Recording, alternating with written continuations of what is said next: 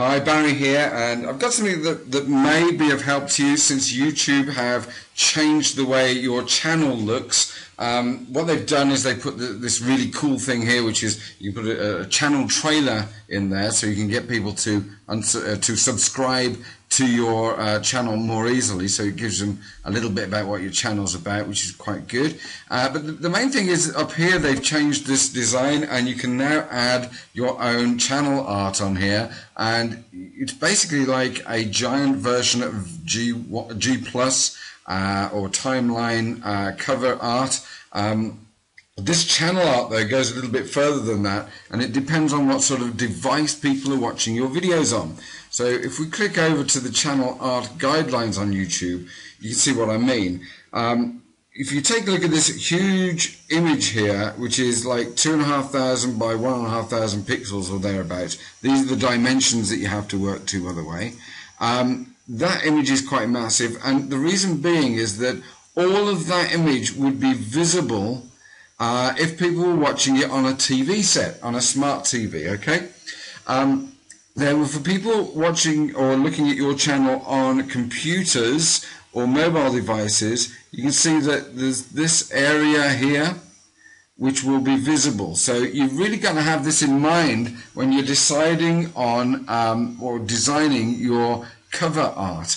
And if you look at the green area there, that bit is the width that would be visible on a big desktop computer screen. This area here in between these purple boundaries, including the red of course, would be what's seen on a tablet. And this red area, which is the most important bit, is what's seen on all devices. Okay, so that's visible on everything.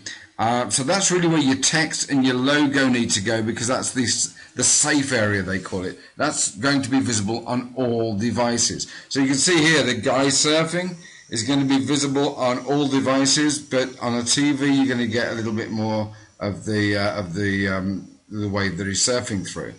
Okay, so bearing that in mind, you may be thinking, well, I want to design one of these for my own channel, but how am I going to work all this out that I'm in the right area? So that's what I've done. I've put together a little template for you, which may be of help when you're designing your own cover art, your own channel art.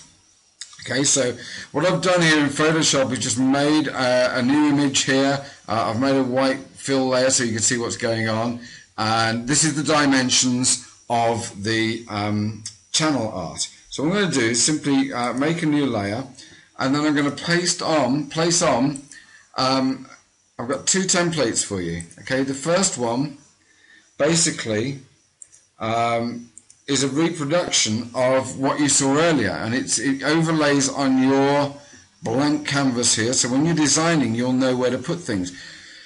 This has got the handy hints on, but when you're designing you don't really want to see those, so what you do is you place on the second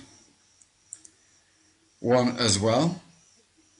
Okay, so we've got then we can turn the first one off if I just remember to place that. So we can turn the first one off, and it removes the writing. So this gives you a guideline so as you know where things are going to fit. And basically what you can do is you turn them off over here on layers, do your design, and then just for referencing, just switch them on and off like this so you can see what is going to be visible and what isn't going to be visible in your channel art. Okay, so there you go. I'm sure these will work in GIMP as well as Photoshop, and maybe it will help you get your channel art made a little bit better, or give it to your designer so it will give them a little bit of a template as well. Hope you enjoy it. Anyway, it's a freebie, it's yours to have. Thanks for watching.